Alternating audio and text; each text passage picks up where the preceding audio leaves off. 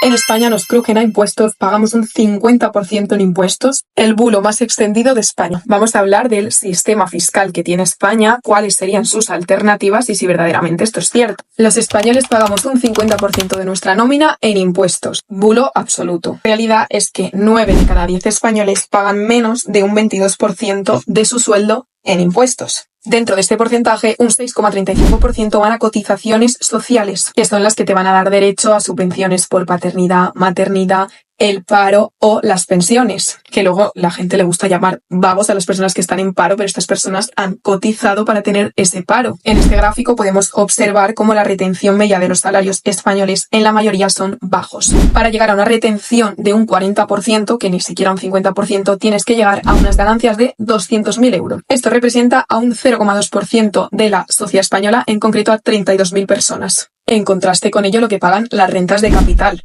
que solo es un 28%. Todo ello sin hablar de las numerosas deducciones que puedes hacer. Por ejemplo, una persona que cobre 30.000 euros brutos, su contribución sería de 4.939 euros, un 16,5% del sueldo, sin tener en cuenta las deducciones que pueden realizarse, que depende de las comunidades autónomas, de la situación de la persona, pero son bastantes. Ay, pero es que en España pagamos más impuestos que en el resto de Europa, del planeta Tierra y del universo. Pues no, en España la presión fiscal es bastante menor que en el resto de la eurozona, con una media de un 30% del PIB, mientras que la media dentro de la eurozona es de un 39%, que es una diferencia bastante significativa. Pero ¿sabéis en qué sí somos líderes?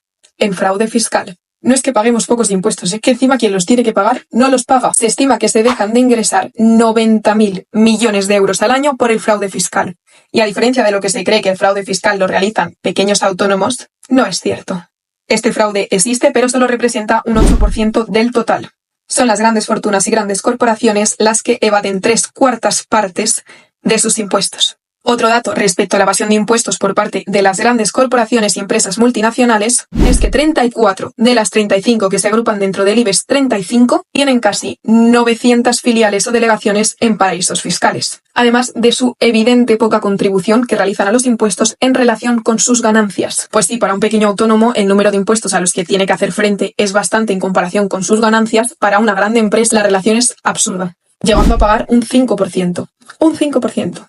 Y pasamos al mito de que como estas grandes empresas contribuyen tantísimo a la economía, hay que rebajarles los impuestos porque si no, se van. De acuerdo con un estudio que se hizo por la OCDE en 18 países durante 50 años, bajar los impuestos a los más ricos ni impulsa el PIB ni reduce el paro. Solo genera desigualdad. Hemos podido ver el ejemplo de España, cómo se ha puesto un impuesto a la banca. Y a pesar de él, ni los bancos se han ido, y no solo eso, sino que han aumentado sus ganancias haciendo récord. Ahora, vamos a ponernos en la situación de reducir los impuestos y aceptar las políticas liberales de, obviamente, reducir lo público. No se puede tener ambas cosas. Y es que a pesar de que no tengas impuestos, vas a tener que seguir accediendo a recursos necesarios para tu vida, como son la educación y la sanidad. Y obviamente, si no te lo da el Estado, tendrás que recurrir a ello de manera privada. Y obviamente en este caso no hay ninguna clase de redistribución. Pagas y punto, tu sueldo es indiferente. Esto sería lo que pagarías de media por un seguro de salud en Estados Unidos al mes, teniendo en cuenta que las pólizas de seguro en sanidad te cubren entre 0 y nada. Hay estados que van desde los 300 a los casi $700. Los costes individuales se te pueden ir al año a unos $8.000, pero claro, si tienes una familia tendrás que pagar por toda tu familia y ya se nos iría a cerca de $22.000 al año. Pero claro, hay cosas que no cubren los seguros, como es tener un parto. Más o menos te vale unos $30.000 parir. Y obviamente te pueden ocurrir tragedias como tener un cáncer. No es como en España que te van a atender y vas a tener asistencia durante todo el proceso.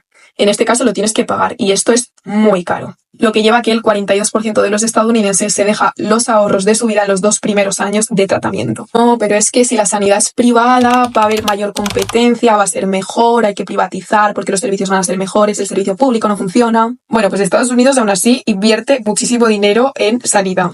Tiene los peores resultados de salud entre los países de altos ingresos. Obviamente los malos resultados tienen una relación con que las personas allí no puedan pagarse la sanidad. Y es que más de 100 millones de estadounidenses viven acosados por las deudas médicas que tienen.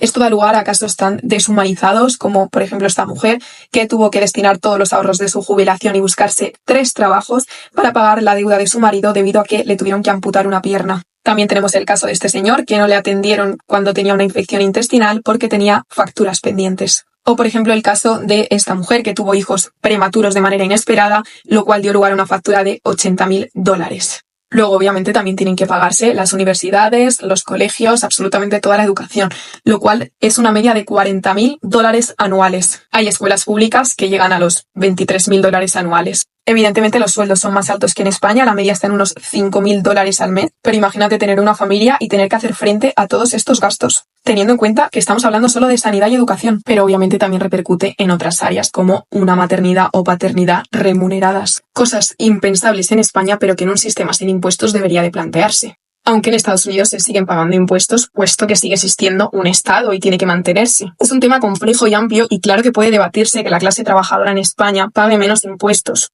Pero esto tiene que ir acompañado de mayor redistribución y justicia fiscal, tanto para evitar el fraude como para que las grandes fortunas paguen más y de acuerdo a sus beneficios. Pero para ello no hace falta extender bulos y podemos atender a los datos reales y no criminalizar los impuestos, sino la desigualdad fiscal.